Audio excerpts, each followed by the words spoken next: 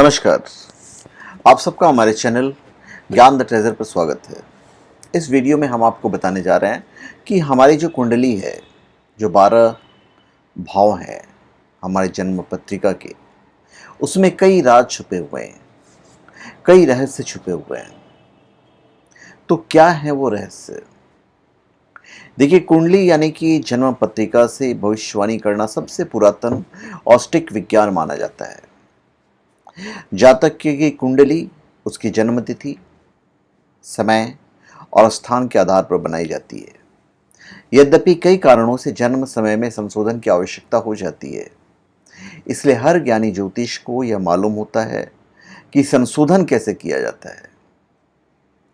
भविष्यवाणी करने से पहले एक योग्य ज्योतिषी को जांच कर लेना चाहिए कि जातक की कुंडली सही है या नहीं। मनुष्य की जन्म कुंडली बहुत रहस्यमयी होती है। इसकी भाषा समझने के लिए कड़ी मेहनत और गहन अध्ययन की आवश्यकता होती है। अनेक ज्योतिषी मोटी मोटी बातें देखकर फल कथन कर देते हैं, जो कदापि सही नहीं होता है।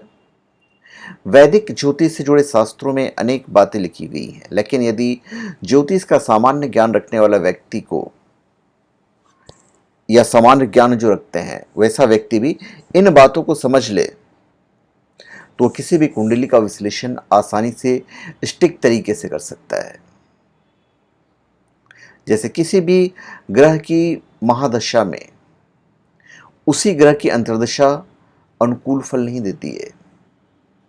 किसी भी ग्रह की महादशा में उसी ग्रह की अंतर्दशा अनुकूल फल नहीं देती है। अब जैसे प्रथम भाव है, तो प्रथम भाव जो है ये लग्न भी कहलाता है। इस स्थान से व्यक्ति के शरीर, यष्टि, वात, पित्त, कफ प्रवृत्ति, त्वचा का रंग, यश, अपयश, पूर्वज, सुख दुख, आत्मविश्वास, अहंकार, मानसिकता आदि को जाना जाता है। जो दूसरा भाव है, इसे धन भाव भी कहते हैं। इससे व्यक्ति की आर्थिक स्थिति, परिवार का सुख, घर की स्थिति, दाई आंख, वाणी, जीभ, खाना पीना, प्रारंभिक शिक्षा, संपत्ति आदि के बारे में जाना जाता है। जो तृतीय भाव है, इसे पराक्रम का सहज भाव भी कहते हैं। इससे जातक के बल, छोटे भाई बहन, नौकर चाकर, पराक्रम, धैर्य, कंठ, फेफड़े, श्रवण स्थान, कंधे, हाथ आदि पर विचार किया जाता है।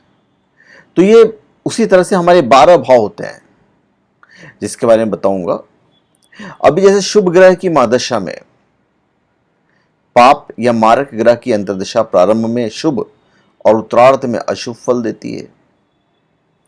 भाग्य स्थान अर्थात नवम भाव का स्वामी यदि भाग्य भाव में बैठा है और उस पर गुरु की दृष्टि हो, तो व्यक्ति अत्यधिक भाग्यशाली होता है। लग्न का स्वामी सूर्य के साथ किसी भी घर में बैठा हो, तो फिर यह विशेष शुभ फलदायी होता है। या अस्त ग्रह जिस भाव में बैठा हो या जिस भाव का अधिपति हो, उस भाव का फल ग्रह के अस्तकाल में शून्य रहता है। सूर्य उच्च का अर्थात मेष राशि का होकर एकादश स्थान में बैठा हो, तो ऐसा व्यक्ति अत्यंत प्रभावशाली, धनवान और प्रसिद्ध होता है। अभी जैसे आपका चतुर्थ स्थान है, तो चतुर्थ स्थान जो है मातृ स्थान कहा जाता है। इसे मातृ सुख, गृह सौख्य, वाहन, बाग बगीचा, जमीन जायदाद, मित्र, छाती, पेट के रोग, मानसिक स्थिति, इन सब विचारों का अध्ययन किया जाता है। पांचवा भाव है, तो इसे सुत भाव कहते हैं। इससे संतति, बच्चों से मिलने वाला सुख, विद्या बुद्धि, उच्च शिक्षा, विनय, देशभक्ति, पाचन शक्ति, कला, रहस्य शास्त्रों की रुचि, अचानक धन लाभ, प्रेम संबंधों में यश, नौकरी परिवर्तन इत्यादि पर विचार किया जाता है। छठा भाव को पकड़ेंगे तो इसे शत्रु या रोग स्थान भी कहते हैं। तो इससे जातक के शत्रु, रोग, भय, तनाव, कलह, मुकदमा, फिर मामा मौसी का सुख, नौकर चाकर, जननांगीय रोग, ये सब पे विचार किया जाता है। उसी तरह सातवां आठवां, इसके बारे में हम बताएंगे आपको एक एक करके। तो ऊपर जो हम बता रहे थे आपको, जैसे सूर्य है, तो सूर्य और चंद्र को छोड़कर कोई भी ग्रह अपनी राशि में बैठा हो तो वो अपनी दूसरी राशि के प्रभाव को भी बढ़ा देता है।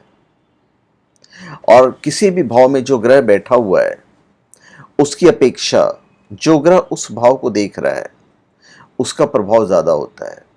जैसे द्वितीय स्थान में मंगल बैठा है लेकिन उस स्थान पर बृहस्पति की दृष्टि हो तो बृहस्पति का प्रभाव ज्यादा होगा।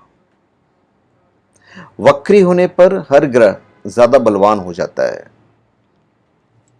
तथा वो जिस भाव का स्वामी होता है उस भाव को विशेष फल प्रदान करता है। कुंडली के त्रिक स्थान मतलब छठे, आठवें और 12वें यदि शुभ ग्रह बैठे हों तो त्रिक स्थान को शुभ फल देते हैं, पाप ग्रह बैठे हों तो फिर बुरा परिणाम देते हैं। त्रिकोण भाव में या त्रिकोण भाव को स्वामी होकर पाप ग्रह भी शुभ फल देने लगता है। और एक ही ग्रह कुंडली के 2 केंद्र स्थानों का स्वामी हो तो शुभ फलदायक नहीं रहता है। प्रथम, चतुर्थ, सप्तम और दसम भाव केंद्र स्थान होता है। तो मैं सप्तम भाव के बारे में आपको बता देता हूं, जो 7वां भाव है। 7वां भाव जो होता है वो विवाह सुख, सैया सुख, जीवन साथी का स्वभाव, व्यापार, पार्टनरशिप, दूर के प्रवास योग, कोर्ट कचहरी प्रकरण में यश अपयश आदि का ज्ञान इस भाव से होता है। इसे विवाह स्थान भी कहते हैं। फिर 8वां भाव है, इस भाव को मृत्यु स्थान कहते हैं। इससे आयु निर्धारण, दुख, आर्थिक स्थिति, मानसिक क्लेश, जननांगों की विकार और अचानक आने वाले संकटों का पता चलता है। फिर जो 9वां भाव है इसे भाग्य स्थान कहते हैं। यह भाव आध्यात्मिक प्रगति, भाग्य उदय, बुद्धिमत्ता, गुरु, प्रदेश गमन, ग्रंथ पुस्तक लेखन, तीर्थ यात्रा, भाई की पत्नी, दूसरा विवाह, इन सब के बारे में आपको पता चलता है। अब देखिए शनि और राहु की बात करते हैं। शनि और राहु को विच्छेदात्मक ग्रह कहा जाता है। ये ग्रह जिस भाव में होंगे उससे संबंधित फल में विच्छेद और वियोग पैदा करेंगे। यदि तृतीय स्थान में है तो भाई बहनों से संबंध विच्छेद करवाते हैं। राहु और केतु जिस भाव में बैठते हैं उस भाव की राशि के स्वामी बन जाते हैं और जिस ग्रह के साथ बैठते हैं उसके गुण अपना लेते हैं। और राहु और केतु आकस्मिक फल प्रदान करते हैं, शुभ या अशुभ, अचानक आते हैं। और केतु जिस ग्रह के साथ बैठा हो उस ग्रह के प्रभाव को अधिक बढ़ा देता है। तीसरे, छठे और 11वें भाव में पाप ग्रहों का रहना शुभ होता है। और चौथे भाव में अकेला शनि बैठा हो तो उस व्यक्ति की वृद्धावस्था बहुत दुखदायी होती है। अभी जो 10वां भाव है इसे कर्म स्थान कहते हैं। इसे पद, प्रतिष्ठा, बॉस, सामाजिक सम्मान, कार्य क्षमता, पितृ सुख, नौकरी, व्यवसाय, शासन से लाभ, घुटनों का दर्द, सासू माँ आदि के बारे में पता चलता है। और 11वां भाव इसे लाभ भाव कहते हैं। इससे मित्र, बहू, जवाई, उसके बाद भेंट, उपहार, लाभ, आय के तरीके और पिंडली के बारे में पता चलता है। और जो 12वां भाव है इसे व्यय स्थान कहते हैं। इसे कर्ज, नुकसान, प्रदेश गमन, संन्यास, अनैतिक आचरण, व्यसन, गुप्त शत्रु, शैया सुख, आत्महत्या, जेल, यात्रा, मुकदमेबाजी का विचार किया जाता है। तो किसी घटना के फलित होने या घटित होने के लिए हमें घटना के फलित होने का एक ही संगत घर नहीं देखना चाहिए, अपितु प्रत्यक्ष या परोक्ष रूप से प्रभाव डालने वाले सभी घरों का अध्ययन करना चाहिए और किसी भी घटना की भविष्यवाणी करते समय अन्य घरों का जो प्रभाव है वो भी विचारणीय होता है। तो धन्यवाद, आप सबका हमारे चैनल पर स्वागत है। आप हमारे चैनल पर सब्सक्राइब करें और अपने कमेंट दीजिए। धन्यवाद।